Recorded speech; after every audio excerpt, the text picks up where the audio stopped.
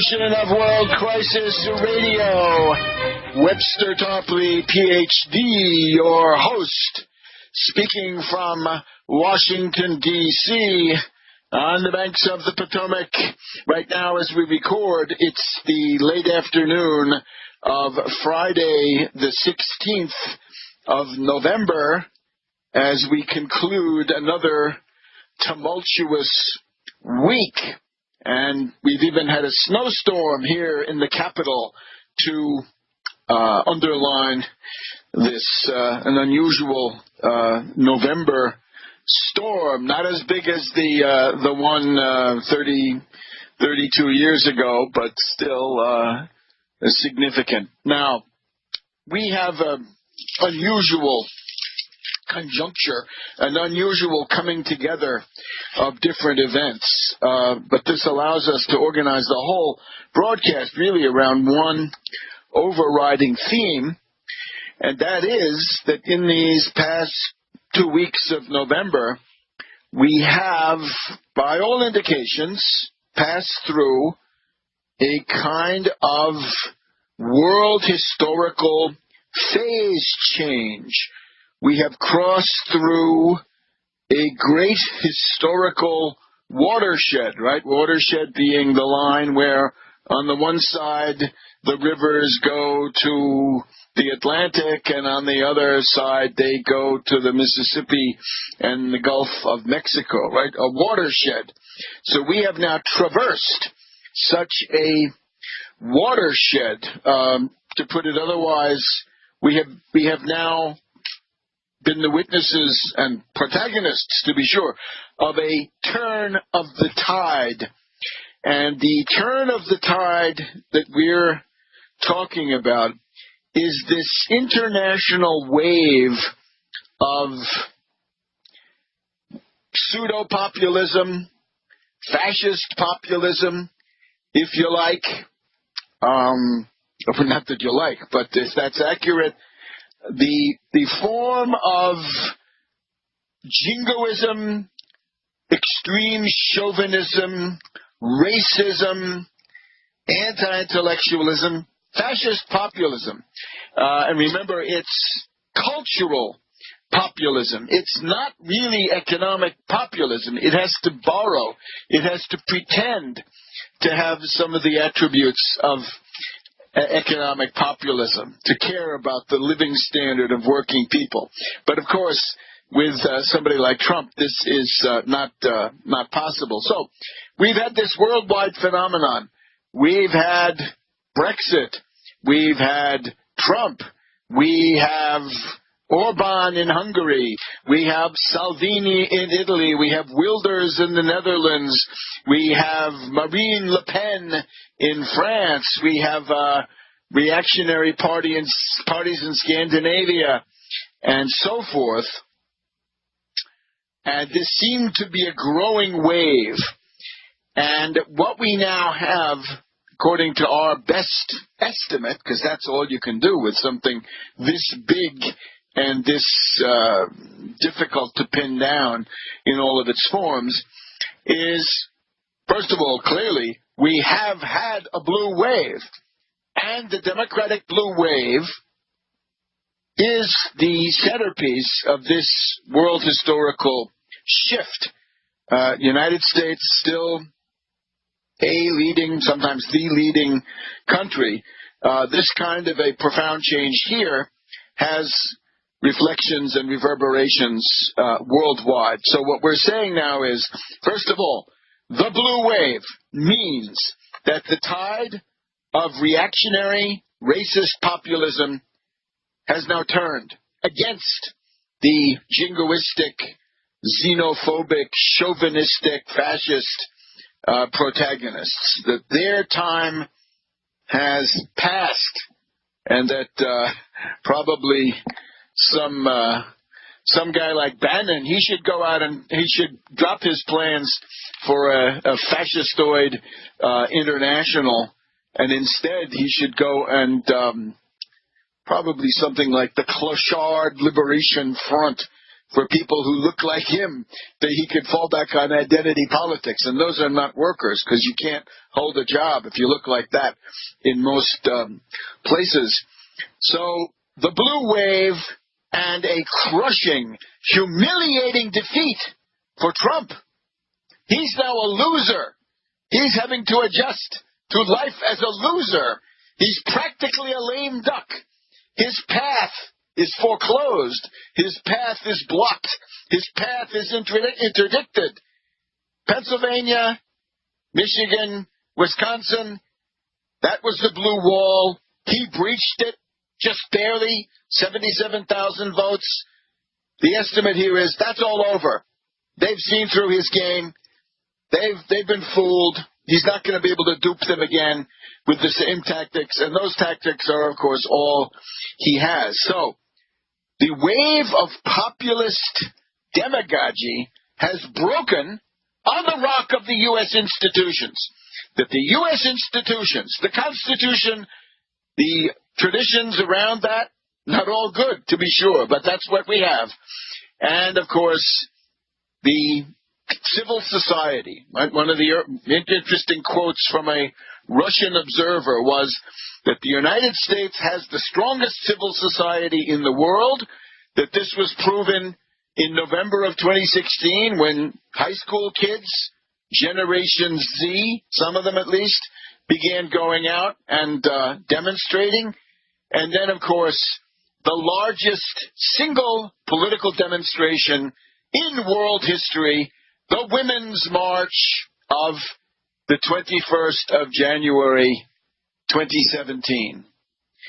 And that then continued, and it took the form of demonstrations in 2017, and then during 2018, it was transferring gradually more and more into the area of election politics and the desire to defeat the Republican Congress, because that was the available target to organize against. So we'll go into some of this, right? We want you to know the details of the blue wave. One such detail, the Democrats have now gained 36 seats in the House of Representatives, the most since 1974. That is a Watergate year. So that has now been duplicated. That is unquestionably a wave right there. Don't have to look further. And, of course, we do have more, right? 7 governors and about 350 seats in the various state legislatures, right? The individual states. Okay, so that's number one. The second is the crisis of the Theresa May regime in Great Britain.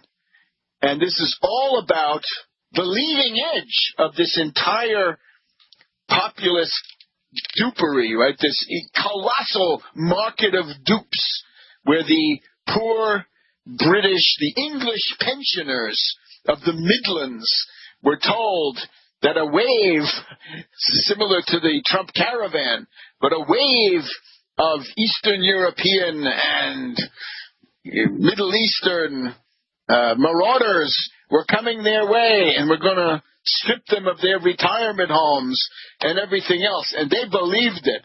The London tabloids pulled out all the stops. Demagogy like we've hardly seen. Well, they fell for it, and this Brexit went through. Of course, not by much. It's a victory, a paper-thin victory. And in both of these cases, if somebody wants to say Trumpian populism, this demagogy, that's the wave of the future, what you're going to have to prove is that this is that it's deeply rooted. Whereas what you see in practice is it has to be done with media brainwashing and secret services, FBI, KGB, GRU, you name it, all of them to the hilt. And we'll be back in a minute on World Crisis. So our thesis is the world historical turning point, the watershed that we have just traversed, and now instead of the seemingly unstoppable rise of these demagogic scurrilous chauvinists, racists, and other gutter snipes, really, because that's all they are, gutter snipes. It's going to be something else. Now, something else, we hope something better. And there's some reason to hope that it will be something better. But, of course, that part you don't really know. But there's nothing to do but push forward. So, once again, if you say that the Brexit vote, 52 to 48, give me a break, in June of 2016, and the Trump victory, that crushing, overwhelming landslide, 77,000 votes in Pennsylvania, Michigan, and Wisconsin, that constitutes a tectonic shift in mass psychology and politics in the United States. No, no, no. It was required to have a comprehensive international apparatus. We had to have the GRU. We had to have the Internet Research Agency. We had to have an entire array of FBI interference. It was not enough to have the domestic police state apparatus mobilized. You had to also have the GRU, the KGB, and God knows what else. All sorts of networks. And they had to have the advantage of surprise. And just since we're mentioning the cyber aspect of this, the third example of the shift that we seem to be going through, which gives us great hope, is the crisis at Facebook. Facebook stock down about 1/3 since its recent highs. And we've got now a crisis in the world of Facebook. Remember, Facebook collaborated intimately with Cambridge Analytica. They were shoveling billions of items of data across the room to these demagogues at Cambridge Analytica, and they were sending it on to Moscow, so that we had a kind of petri dish of manipulation and dupery that was going on. And now the Facebook is in crisis, and the most important thing here is that there is now, I think, a building momentum for regulation. Regulation, yes, exactly what these demagogic populists, so-called, right, these pseudo-populists, right, these fascistoids, what they don't want is regulation, right? We have it from Bannon himself. He said one of the buckets that he wanted to promote was the deconstruction of the administrative state. Deregulation, right? It's the one thing that Trump has pursued steadily over the various months. Radical deregulation, wild rollbacks of the New Deal, rollbacks of the Progressive Era, right? Rollbacks of the William Howard Taft administration at the very beginning, more than 100 years ago, turning back the clock. Well, don't look now, but the Wild West of the Internet, I think, is going to end. There's every reason to think that there will be a national privacy law here in the United States, which would then, I think, since the European Union already has a relatively comprehensive privacy law, that would then begin to smash this rip-off model of Facebook, where you have these people in the foreground who some of them seem to still enjoy the confidence of the various dupes across the Internet, but they have always fought against deregulation. Regulation now, boys, is coming for you. It's not just privacy, right? On the one hand, we're learning much more about their business model. That depends on monitoring everything you do and then selling that data to various advertisers so that they can target you at your weakest point. They can pull your chain, pull your string, and get you to do what they want. And it doesn't look like that racket is going to go as smoothly in the future as it has. So We're going to have regulation. We're going to stop the deregulation. And, of course, antitrust, that Facebook is a monopoly. It's a cartel, right? It's in restraint of normal trade, and therefore we have antitrust legislation, and that has to be brought to bear. So in a certain way, you can say the crisis of the Trump regime in the face of the blue wave, the Brexit question, and then Facebook, which is in some ways the common denominator, right? Because Facebook and similar entities are the agencies that made the Trump regime and the Brexit, the leap into the abyss, right? The absolute insanity of Brexit, vandalism, of course, serving the greed of a tiny minority. All of that was made possible by the various social media, the deregulated, Wild West, monopolistic social media. So this entire package is now in grave crisis, and it looks like it's on the way out. Now, again, we take some comfort in the fact that the worldwide demagogic wave, once again, has broken on these U.S. institutions. The Constitution lives. It's alive. It's wounded, but it's alive. And this is a defeat. Of course, it's the defeat, ultimately, of the Russian-Chinese model. Those are the three choices you have in the world. You have the Russian model, the Byzantine oligarchy with Slavophile ideology and a kind of a sphere of influence mentality, desire to essentially repress the smaller countries around the borders. Then you've got the Chinese, the new Xi dynasty, extremely chauvinistic, oligarchical in its own way, and operating from Oriental despotism. But now it's Oriental despotism with this addition of a new cyber dimension. Right? The social credit program is probably the most pervasive totalitarianism in the history of the world, because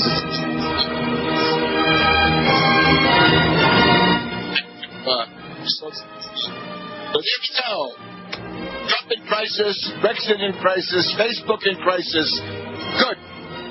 World population, people of goodwill around the world, be comforted. You're winning now for once.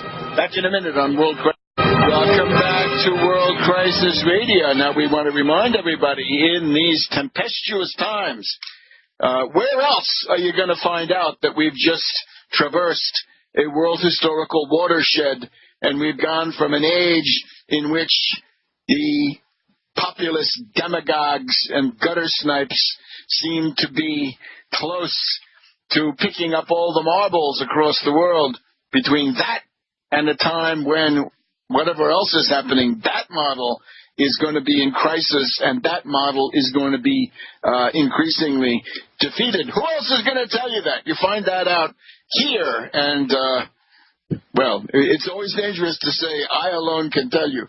That I wouldn't say, but maybe you hear it here earlier and more clearly than some other places. And some places won't tell you. So we urge you, join us here at AmericanSystem.tv, AmericanSystem.tv. In other words, in addition to this weekly program now that you're listening to, World Crisis Radio, we also do a weekday program, Monday, Tuesday, Wednesday, Thursday.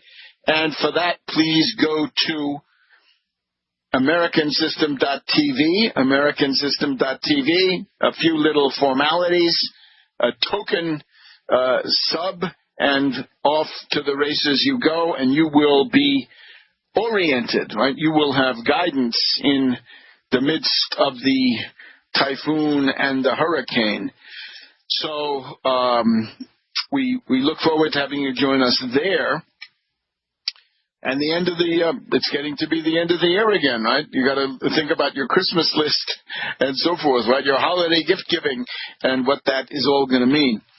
So once again, it can't be stressed enough, because these are linked, right? British politics is clearly linked to the U.S., right? When the British Parliament voted in 2013 no bombing of Syria, that is what broke the resolve of Obama and company in the White House, and they decided to do the same thing, leave it up to Congress, and of course Congress punted, so we avoided to some extent that danger.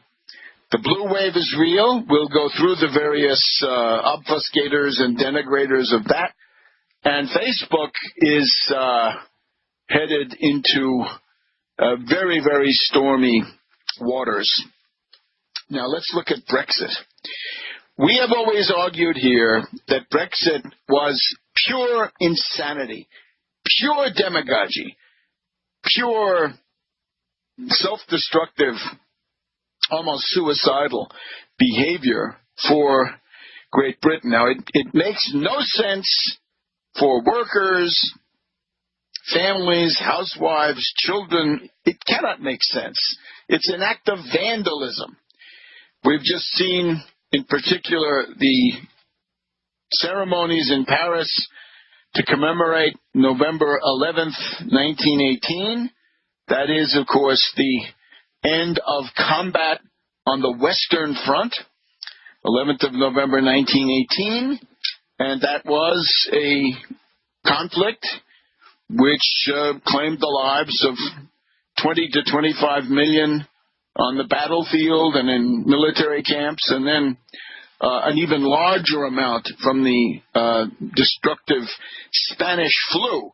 The Spanish flu probably could not have spread so far, so fast, and in such a deadly way if the entire human society of this planet had not been depleted by the tremendous destruction of World War I around the world. But now the big thing is, the European Union, yes, it's flawed. It's got warts. Yes, I know. It's outrageous. You've got Eurocrats and Eurogarchs and what have you, and they're unelected, and they don't respond. They don't respond to you. They don't respond to Rupert Murdoch either. And Rupert Murdoch, after having been to Brussels, he said, Rupert Murdoch commented, when I go to number 10 Downing Street and I tell the British Prime Minister what I want, they jump and they do it.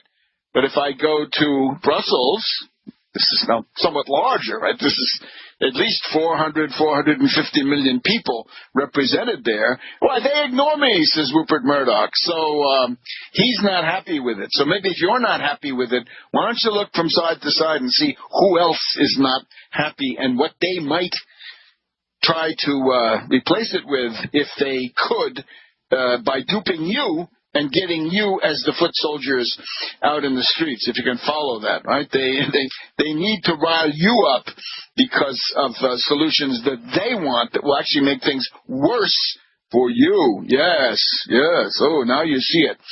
So a tiny fraction, not even the whole city of London, not even the entire square mile, but enough of them have this lunatic plan that they're going to become the bankers for China. Right? That was the Xi visit of several autumns ago. When Xi came in, the idea was Britain, the banker for communist China. And that was supposed to be some kind of a future. That's a future for a part of the city of London, but not for Yorkshire, not for the Midlands, not for Cornwall or Scotland or Wales. No, East Anglia. No. There's nothing in that for them. So it's complete demagogy, and of course it depends on trying to attack and demonize the Eurocrats, the Eurogorks, trying to make people think that you'd get to keep, what was it, £350 million per week, per month, what was it, that was going to flow into the National Health Service? A complete lie, complete fabrication, a kind of an invention. Little Bird told Boris Johnson and Nigel Farage that this would be an effective line because these poor pensioners, the pensioners are going to get hit harder than anybody if we have Brexit in any form. So the whole point is, Brexit in any form is pure insanity. It is physically impossible because you know the way it works, right? You've got the continent of Europe, the edge of a continent there in Belgium and France and so forth. And then you've got this island that has England and Scotland and Wales. And then that's the English Channel, the North Sea. Then you skip over that. You've got the Irish Sea with the Isle of Man in it. Interesting place with those cats.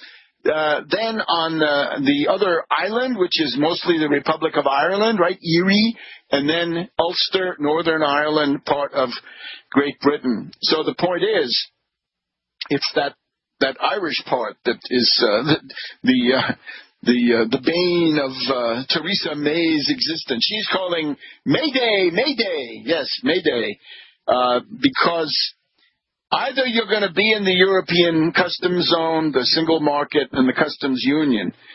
And in that case, it's okay. Then there's no hard border between Ulster in the north, east, and the rest of Ireland. But as soon as you leave it, there's going to be a hard border, and nobody in Ireland is willing to put up with this, right? The Ulster Unionists, the Democratic Unionists, none of them want to restore that hard border with the Republic of Ireland. And if you want to have Brexit, you're going to have a hard border. And if you don't want to have Brexit, then you can keep the status quo, which seems to work pretty well. That's the amazing thing. Status quo, obviously not perfect, but it could be so much worse. And think of how much worse it could be. Look at those 25 million dead in World War I. That has happened. That's now beyond the memory of living people, right? Usually it's about 80 plus years, right? That's one of the inherent cycles of human existence, right? Well, the great benefit of the European Union is there's been no mass hecatomb of millions and millions of people since 1945. Surely that ought to be worth something against the demagogues of John Carriage. That's it. Come back to World Crisis Radio. Webster Tarpley here in Washington, D.C. So we are marking with the appropriate solemnities the fact that the tide of demagogic fascistoid populism is now going out. We have left that on the other side of the watershed, and we are now in a new world. Call it a phase change. We've gone from the demagogic populist phase into something else, which remains to be defined. Great chance to get active, all of you, and help to define it. I urge you to do it. Join us, Tax Wall Street Party, United Front Against Austerity. We have a lot of the answers, certainly. So what happened with Brexit? It's simply an impossibility. It's like squaring the circle. You can't do it. And instead, what we had then was a bunch of unprincipled adventurers led by Theresa May, glomming on. She was, of course, a Remainer. I can't stand this Remain. Once again, I would speak up to the people who want to roll back this Brexit. Get yourself a copy of the great single 45 RPM, Stay, by Maurice Williams and the Zodiacs. Stay is got to be your anthem. So with that, you can win. Remain. I don't know if that's hard. Nothing musical, no arias or any singles come to mind about Remain. But Stay, we have a great one. So that is now the fight which opens up. The Brexit is impossible, and the Brexit has turned, as the one of the editorialists for the London Guardian observed, it's a rancid mess. In other words, you've had two generations now of demagogues trying to make this Brexit work somehow. The first group, David Davies and Boris Johnson, they realized, they said, oh my God, this can't work. This is a disaster. We better get out of town. And they did. There's actually three generations, because before that, Farage saw that all of the lies would come home to roost, so he got out of town, focused on making money. So Farage first left, then Johnson and this Davies, and now we've got the current, or the up to yesterday or the day before, Minister Dominic Raab. He was the secretary, the minister for Brexit, and he was joined by a number of other people, probably the best known, Esther McVey, who is they call her the work minister. Of course, she's the labor minister, right? Labor, jobs. But they can't say labor because they're the Tories, right? They're the conservative reactionary party, right? So the Colonel Blimps rule Britain, and they're bungling it, right, as Colonel Blimps so often do. Well, what did we have? Dramatic week. May has put together this plan where Britain stays inside the customs union for an indefinite period of time and is then allowed to gradually leave the European Union. But that's not good enough for the extreme Brexiters, the Boris Johnson demagogues, and it's also not good enough, of course, for the people who want to stay. And people who want to stay is the vast majority of the Labour Party. It's just that the incompetent, unprincipled, bungling Jeremy Corbyn, right, a true mushhead, I must say, he doesn't have the guts to stand up for anything. He won't tell you what he wants. Because, of course, what he really wants is to be the prime minister. That's what he wants. The cunning of reason, right, Hegel's List der Vernunft, is going to make this Corbyn, I think, into the agency, inevitably, for bringing down May, even if he doesn't fare too well, right? Because, remember, the cunning of reason is often very brusque. It's not really very kind to its instruments. It lets them fall. It tosses them away. So the question was then for May. She's got a cabinet that has some of them want to stay, remain, and some of them want to leave in extreme forms. There's always the danger of the hard Brexit. The hard Brexit is you just break out. You do it on angry terms. And in that case, everything that has to do with shipping, airlines, telephones, telecommunications, all of that is up in the air. The ferries, right, Folkestone and Dover, the Channel, the train schedules, all of that is in crisis. And you won't be able to get prescription drugs, certain kinds of foods you won't be able to get. There are other stories also. There is this question about Gibraltar, right? If the British try to leave, what happens to Gibraltar? What are they going to want to do? Up to now, the British have been able to win those referenda, right, in Gibraltar. Do you want to leave it? Do you want to Spain? That might be changing, and it might change whatever the inhabitants of the Rock think. So there are all kinds of things that Farage and Johnson, Bojo, didn't tell you about when you made that idiotic vote, goaded by Rupert Murdoch and his tabloids, right, on that lost summer afternoon in June of 2016. So it's unworkable. May thinks she has somehow squared the circle. Can't be done. So she had to first get the cabinet to pretend to be unanimous on this.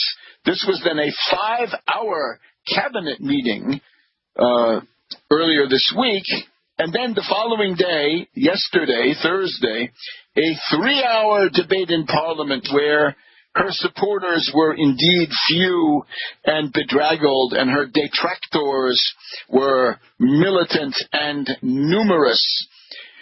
And then the resignations, Dominic Raab, Minister for Brexit, Esther McVey, work and pensions, labor and pensions, ultimately, and a couple of others, too. There were a couple of other sort of junior ministers, sub-cabinet people that also left. And she's trying to plug those gaps, obviously. She tried to get this guy Michael Gove, to become Brexit minister. He said, I'll do it, but I'm going to tear up everything you've put in. No, she says, you can't do that. So I think she's got somebody else to take that job. He is, by all accounts, a very obscure figure. So that will be a crisis. Now, here's the thing. What's going to happen? Well, what should happen? Let's do what should happen. There are two things that need to happen. First is there needs to be a second referendum. This thing was sold on the basis of lies, false pretenses. The Russian embassy, the GRU, the Internet Research Agency, Rupert Murdoch's tabloids mobilized for demagogy, and it's invalid. It's simply impossible to make sweeping decisions with a single referendum on a day like that with extremely imperfect preparation. And of course, Cambridge Analytica was in there like crazy. You can see the films of these events, right, of the Leave campaign, and the Cambridge Analytica people were there the whole time. Cambridge Analytica, in the meantime, ceased to exist, although its parent company, the Strategic Communications Laboratories, they're still there. Watch out for them. So there has to be another referendum. The people's vote. The people's vote. Now that you see what it really is, because nobody told them, like May had to this week. She said there are tough times ahead, difficult times ahead. Practically blood, toil, sweat, and tears. That's what Brexit means. Not singing tomorrows, not more money in the National Health Service, but crushing, killer austerity against the British people. No, no, no. And we'll be back in a minute on World Crisis.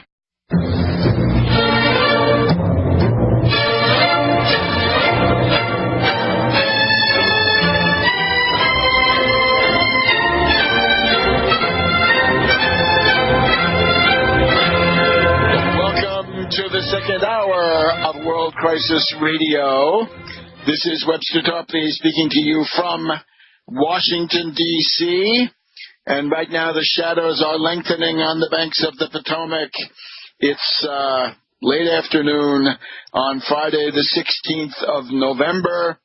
And we've had, once again, a very big week full of all sorts of political, economic, financial tempests. Once again, we're dealing with an interesting problem first observed in the French Revolution, that when many, many events crowd into the available historical time, right, the 24 hours of every day, then the average perception of individuals is that time is moving faster and that recent events seem to be located much farther in the past than they actually are. So we got to remember, we're only less than 2 weeks into this we're about 10 days into this new phase. And once again, to pound this home, it is a world historical turning point. It is a turn of the tide. We have traversed a watershed. We probably also ought to cite the phrase that Friedrich von Schiller used. That is the punctum saliens. Again, a kind of turning point.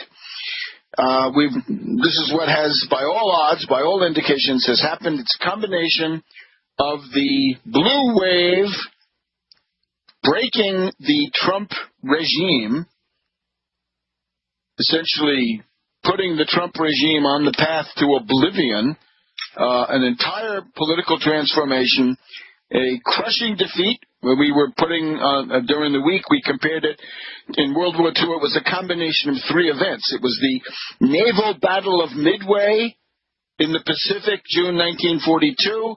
U.S. defeats Japan. It was the Battle of El Alamein in North Africa, the British defeating the Germans and Italians. And then, of course, Stalingrad, the El Alamein was about October of 1942, and then Stalingrad, January, February 1943.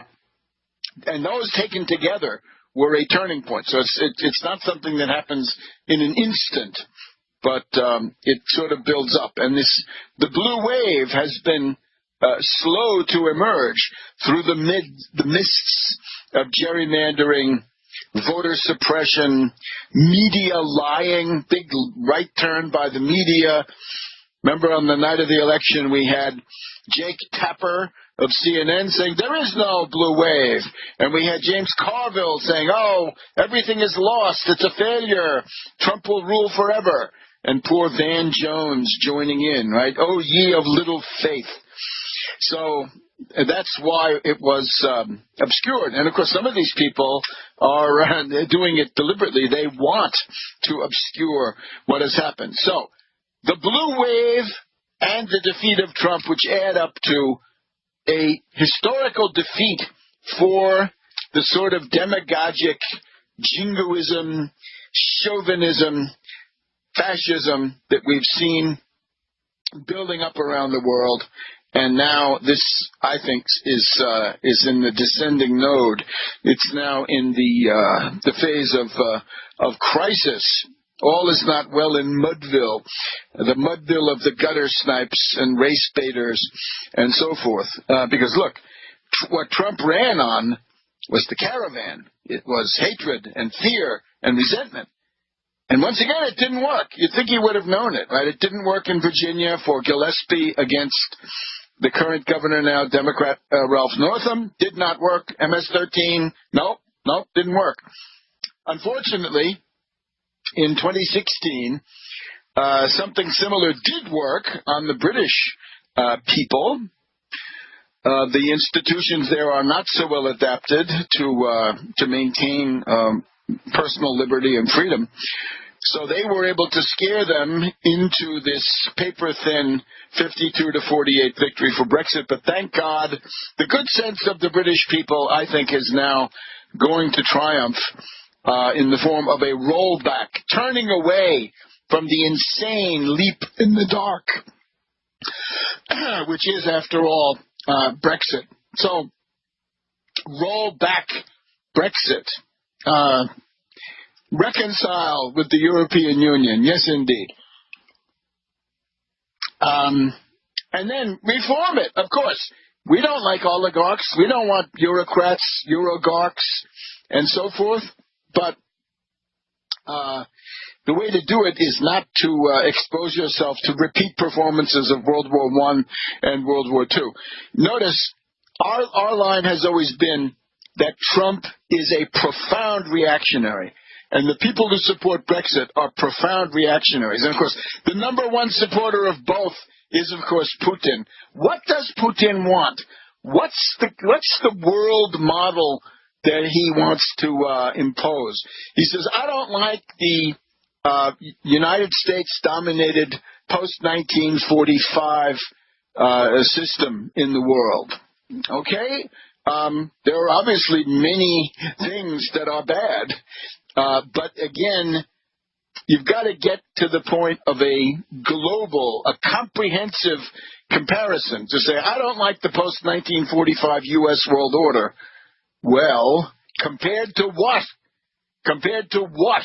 And what are the pluses and minuses? The point of view of somebody like Putin and Trump and these Brexiteers is to say, let's go back to the international anarchy of pre-1914. Let's go back to the free-for-all. Let's go back, once again, jingoism. Jingoism comes out of Britain, I would guess, in about 1870. The Far Eastern crisis. We don't want to fight, but by jingo, if we do, we've got the ships, we got the men, we got the money too. Yeah, what's the point of that? It's an inherently unstable situation. So then you get these alliances, right? There is multilateralism. There's the Triple Alliance and the Triple Entente, and then you get these developments that go towards war, right? The mobilization armies go into action, and the world is lost. So the pre-1914 model is a failure. It's a failure. It's an abject failure because it leads to World War I. And it is based on a cult of extreme nationalism. I would personally trace it back to Giuseppe Mazzini, that great British agent of Admiral Stansfield in the British Admiralty, who spread this idea that the future belongs to petty, squabbling nationality groups, each one fighting. So, and this, of course, facilitates then some other hegemon can come in and be the balancer sort of above them. It's a failed model. So with these guys, the Putins, the Trumps, the Brexiteers, they really do want to turn the clock back to a situation which I don't see how anybody could choose it consciously because it was so awful. Anyway, what we have now in Britain, right? What we need is, first of all, there should be a second referendum, a people's vote, to be sure. The Labour Party is already on record at its recent conference. That's the position of the Labour Party, except we have this unscrupulous and untalented Jeremy Corbyn, the king of the mushheads, who won't come out and say what he wants, and he's trying to be he's so clever, he thinks he's going to dupe everybody and get everything he wants. So we say a new referendum, absolutely. And the order of this is the British themselves know this better than anybody, is a general election. And there, yes, of course, Corbyn, come forward. There's every reason to think you become Prime Minister after this chaos and debacle of May. That's the best we can do. It's still a step at least in the right direction. So no to Brexit, people's vote, and an early general election. Crisis Radio. This is Webster Tarpley speaking from Washington, D.C. We should probably point out that the markets have closed for today. The Dow down about 100, 0.5%. S&P up a little bit, but still below the 200-day moving average. Still in beaten down, damaged, mutilated technical shape. NASDAQ, bad shape, minus 11, small loss. Russell 2000, I believe the Russell 2000 has already gone through the death cross, where I believe it's the 100-day moving average, or is it the 50-day moving average, has moved below the 200-day moving average, and that presages more trouble. The VIX calming down just a little bit. It's down to 18. And we'll be right back to this question in a minute, because this is now one of the big things that threatens the Trump regime as we go forward. It would have been nice to have a lot of dramatic action before the vote. We might have gotten up to the Watergate, what can we say? The 1958 was a great year for the Democrats. So we could have gotten up to about 60 congressmen instead of the 36. Well, we're hoping for 40 ultimately. Well, we're hoping for 42. My prediction is 42. It was published. Right now it's 36 locked in, and I think 6 or 7 left to go. It's possible we could get up to 42. Then I can demand all the accolades. But it's going in the right direction. There's a couple of other things here.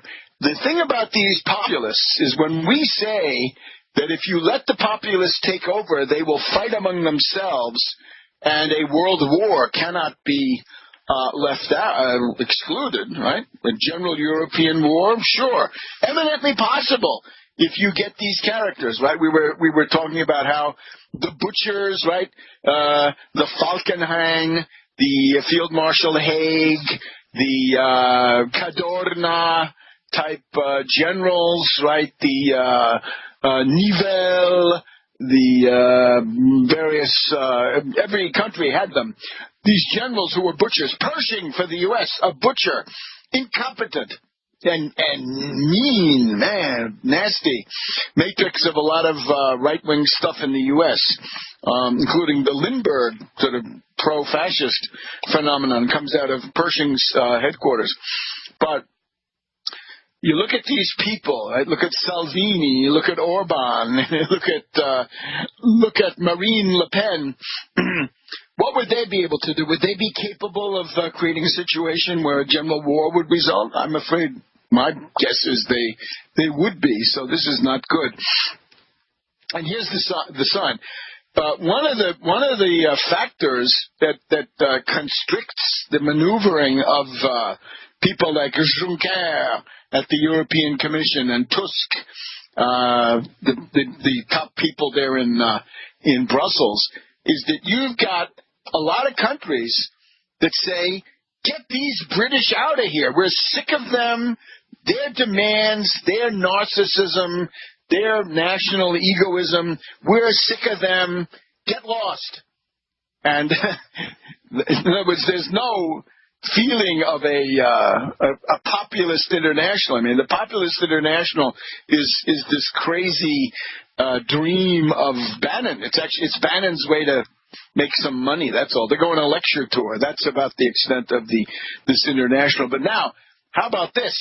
The Italian government with Salvini and the nonentity Di Maio are fighting against the European Commission and so forth about the budget. Right? Can you have a 2.5% of GDP budget deficit, or is it 2.5% of your budget can be the deficit? Is Italy enjoying the solidarity from these other populist powers? And the answer is no. They're even more crazed in their opposition. There is no populist international, and the attacks on Salvini and company, right, the finance minister Tria, it's the Austrian Freiheitliche Partei, I guess, who say you are a bunch of bums, right? That the Austrian populism is anti-Italian. Yes. Italy is isolated. I'm quoting from a very interesting article by Massimo Franco of Corriere della Sera, the Massimo Franco study. So Italy says we should have the right to do whatever budget we want, and this whole chorus of countries, not just Brussels, they say, no, you can't. You can't do that. You won't get away with it. So this includes Slovakia. It includes the Bavarians. That's obviously the Netherlands, Slovakia. Others, you get the impression Orban is also on this line. So it's not just the French and the Germans who say you've got to follow the rules. There's something called the Visegrad Group. The Visegrad Group, Poland, Hungary, Slovakia, and Czech Republic, and they are Eurosceptics, but they're also anti-Italian on this stuff. So, don't look for any help. So what it shows is that it's a heteronomic model. It's a model which is, it's a form of chaos. It's a form of international anarchy. It will not work. So both of those, right? Nobody's supporting the British and nobody's supporting the Italians, at least of the principal powers in these various populist groups. Okay, so another way to say they are condemned. Now, the common denominator of the Trump flim-flam of the American voter, and we have to stress this again, the result of this election shows that Trump is an aberration. Trump is a freak. Trump is not, repeat, not the expression of deep, unstoppable tectonic shifts or underground currents in U.S. politics. It is not so. The 77,000 people who made Trump possible were the ones duped by the Russians. They were deprived of information by the New York Times, by the FBI, which blocked the knowledge that Trump was being investigated, that blocked information about the servers, the Trump server talking to the Alpha Bank. It took that whole apparatus to create fundamentally artificial result. Welcome back to World Crisis Radio. So this is Webster Tarpley, PhD, speaking from the nation's capital. Now, we got to put in this other component, the Facebook component, because even with the New York Times putting out nonsense, right, running interference for Trump, the FBI, the GRU, the KGB, all covering for Trump, you couldn't have done it if the social media had not been willing to play along. So what do we find? The New York Times attempting to redeem themselves and succeeding to some limited extent. Here's the article now on Facebook. Delay, deny, and deflect. How Facebook's leaders fought through the crisis. So this is a group. Shira Frankel, Nicholas Confessore, Cecilia Kang, Matthew Rosenberg, and Jack Nikas. So this is November 14th. And this is how, when confronted with the Russia operation, right, the GRU attacking the United States, what did these luminaries of Silicon Valley and Menlo Park actually do? So here's they go in medias res. It's actually fairly well done. So here's the beginning of the article. We've got to remember, you got to know that the chief executive officer is Zuckerberg, Mark Zuckerberg, and then we have the chief operating officer, Sheryl Sandberg. So Zuckerberg is a kid, he's less than 30, and Sandberg is already about 50, I would say. So here's what we learn. Sheryl Sandberg was seething inside Facebook's California headquarters. Top executives gathered in the glass-walled conference room of its founder, Zuckerberg. It was September 2017, still a couple of months before the U.S. vote. More than a year after Facebook engineers discovered suspicious Russian-linked activity on its site. An early warning of the Kremlin's campaign to disrupt, and I would say to pervert, the 2016 American election. So look, they knew, Facebook knew clearly, their engineers knew that the Russians were attacking big time, and they knew that in September 2016 at the latest. So this was the early warning. Congressional and federal investigators were closing in on evidence that would implicate the company. But the FBI, remember, the FBI was telling Eric Lichtblau, no, you can't publish that story about the Trump Organization server talking to the Alpha Bank servers in Moscow. However, what are Sandberg's values? Well, of course, herself. It wasn't the looming disaster at Facebook that angered Mrs. Sandberg. It was the fact that the social network's security chief, a certain Alex Stamos, who had informed the company board members the day before that Facebook had still not contained the Russian infestation. Stamos' briefing had prompted a humiliating boardroom interrogation of Mrs. Sandberg and her billionaire boss, Zuckerberg.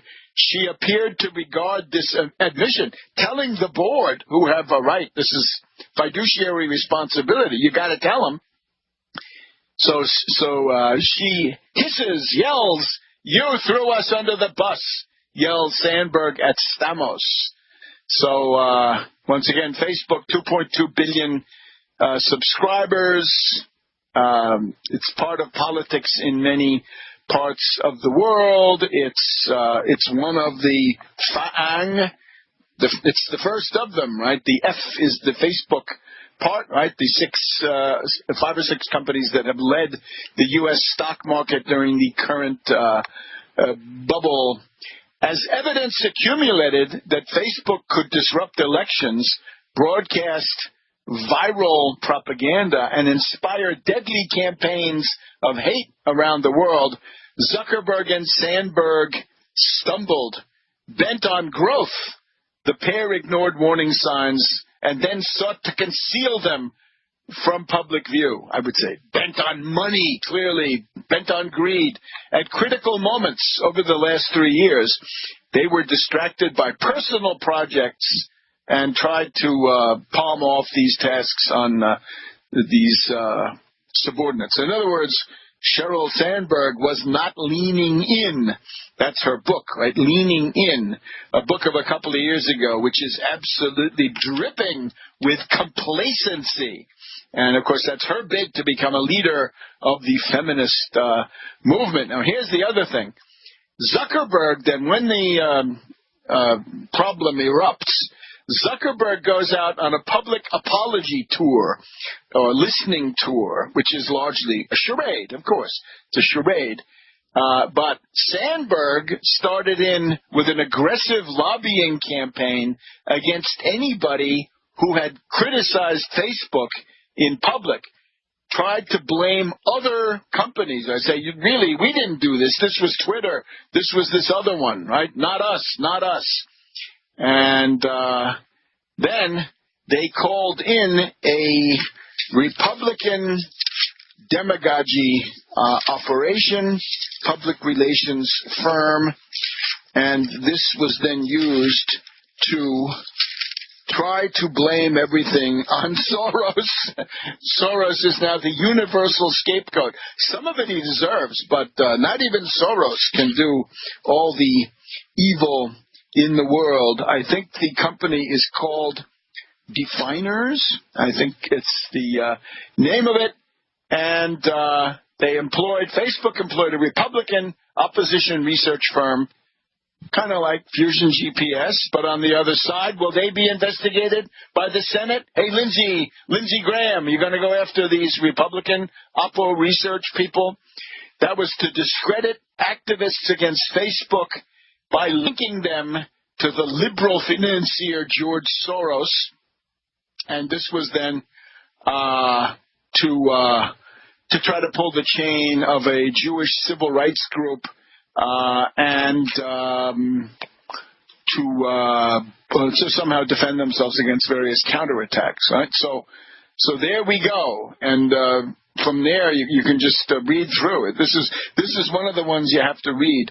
Some of these you can find; they show up sometimes on MSN, Microsoft News. They sometimes show, and with no paywall, and they can also point you towards other newspapers around the world, right, in Australia or New Zealand, that often pick up these articles that don't have a paywall. So the slogan of the company was to make the world more connected, right? This is this typical vapid demagogy sloganeering of the cosmopolitans of the peninsula, right down there in the Stamford area, and the slogan then became one of the executives dealing with this is a certain Kaplan in the Washington office, and he says, "Look, we better not do anything because a lot of this stuff is pro-Trump. We could face a conservative backlash. How can you conservative? A reactionary at the very least." So his line is, "Don't poke the bear." Now, what does that mean? Does that mean the reactionary Republicans, or does that mean the Russian bear? And then, of course, they're trying to hide the fact that they're acutely aware that Russia is massively intervening, but they say nothing. Nothing. And Sandberg is angry at people who try to determine the extent of the Russian activity. And this is where this guy Stamos is ejected from the company. So we'll be back in a minute here on World Crisis Radio. Welcome back to World Crisis Radio. Webster Tarpley here in Washington, D.C. So just to wrap up this very interesting New York Times article, at a certain point, a company expert on Russian cyber activities finds some very scary stuff. He tells Stamos, still the security director of the entire thing. Facebook accounts linked to Russian hackers messaging journalists to share information from the stolen emails. And Sandberg freaks out that this is bad for the company and that it's time to cover things up. And you can just take it from there, right? So, but the point is, where is it going to lead to? It's going to lead to regulation. Thank God. The tide of deregulation is now going to be broken. It's going to take a while because the pro-Wild West, the deregulation forces are going to be in strong positions, but I think they are not going to prevail. Remember, the word used to be caveat emptor, right? Let the buyer beware. Now, since the New Deal, it's caveat vendor. Let the seller beware, because if you sell something that's harmful or adulterated or stolen or criminal, then you're on the hook, not the poor guy who buys it. So what we're going to have is a national privacy law that prevents these pirates from selling your personal data to other corporate entities who are eager to dupe you, manipulate you, rip you off, and so forth. Now, one person who's caught in the middle, Chuck Schumer of New York. He's got his daughter working for Facebook, and he seems to be a big supporter of Facebook. I'm sorry, this will not wash. So one way or the other, something's got to give. I'm sure somebody else would be happy to hire Schumer's daughter. Now, let's just wrap up. We have this interesting idea. Well, it's the idea that we've been operating on here for about the last 6 to 8 weeks, which is that the thing that will damage Trump more than any other event among the events that have not occurred so far is a stock market crash and or a recession. And we were following the stock market very closely before the election, and indeed there was a severe crisis of the stock market in October and into November too.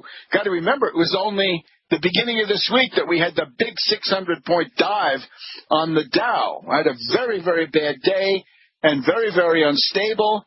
But there's so many things happening that a lot of people lose track. So the Washington Post has advanced the idea that the biggest problem for Trump, if he really wants to get reelected, I mean, if Trump is still in office, because that's a big if.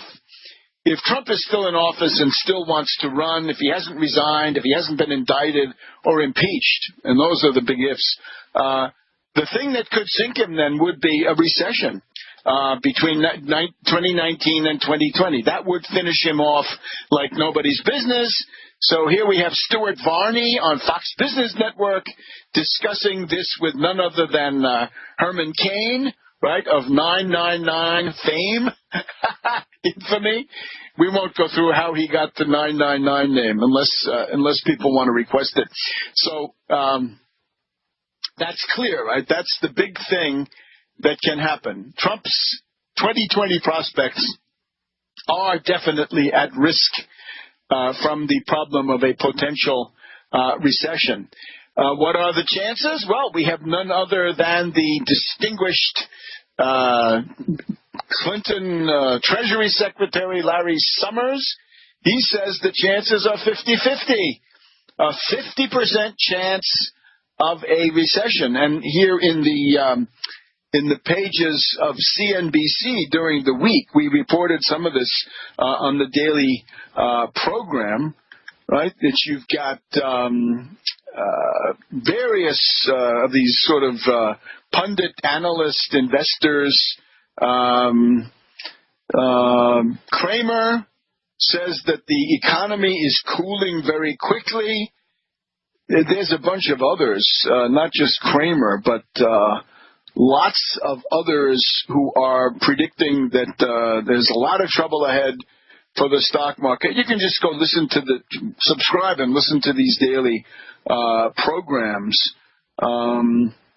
a whole bunch of them, right? And people with a certain reputation, right? Not some wild newsletter that wants to sell you overpriced gold or whatever it is. Then let's go and let's just take a look at the Zeal newsletter, right? This is Adam Hamilton of Zeal. And there's a gold bug. He wants to sell you gold. But many times these essays, there's an essay every week. It's often very interesting. This is his essay, Big U.S. Stocks, Third Quarter of 2018 Fundamentals. And the general idea here is that the advance of the stock market, led by FANG, let's see if we can remember them, or FAANG, or maybe even FAMANG, that would be Facebook, Amazon, Microsoft, Apple, Google. How about that? Or Alphabet. He's saying that this is a very narrow front. A couple of interesting observations. Extremely narrowing breadth is a telltale sign of a very late-stage bull market. And the main cause was the vast flood of capital into the market-darling mega tech stocks, the FAMANG, I guess, which have long dominated the entire U.S. stock market. The FANG, he just has FANG with one A. These are the most famous: Facebook, Amazon, Netflix, and Alphabet. And Apple and Microsoft should also be included. And these account for about 16% of the entire S&P 500. If you put Netflix in, it's 17% of the S&P. But the problem is this advanced front, it's too narrow. It's going to be outflanked by other forces. You need to have the stock market advancing on a broad front. And here's the general problem. What about that price-earnings ratio, right? Still, reality asserts itself. Fair value for U.S. stocks over about 125 years, 14 times earnings. PE, price-earnings ratio, 14. This implies a 7.1% long-term rate of return before dividends. The danger begins, the bubble territory is when the price-earnings ratio goes above 28. Well, in this case, it is far beyond that. When we're dealing with these stocks that he's just mentioned, as the third quarter of 2018 ended with an all-time record high for the Standard & Poor's, the SPX, the 500, these 6 mega tech stocks averaged a scary price-earnings ratio of 80 and some change. In other words, investors buying these stocks would expect to wait 80 years before they earned back that price, the price paid, assuming no earnings growth. This is ridiculously expensive, wildly unjustified in the fundamentals, even after years of massive sales and profit growth. The tech earnings remain too small to support that valuation. That's pretty much what we said here in our own crude way, which is to say, don't tell me that Apple is worth $1 trillion, because it's not. That's tremendously overvalued. And Amazon also, it's just not worth it. So do with that what you will, but those are the basic facts. So we'll be looking for opportunities to provide programmatic guidance for the new majorities, and you'll be hearing from us more frequently, I hope. So with that, let's say goodbye for this week.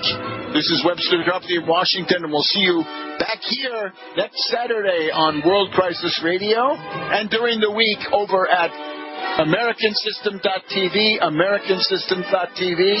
Join us here Monday through Thursday, AmericanSystem.tv.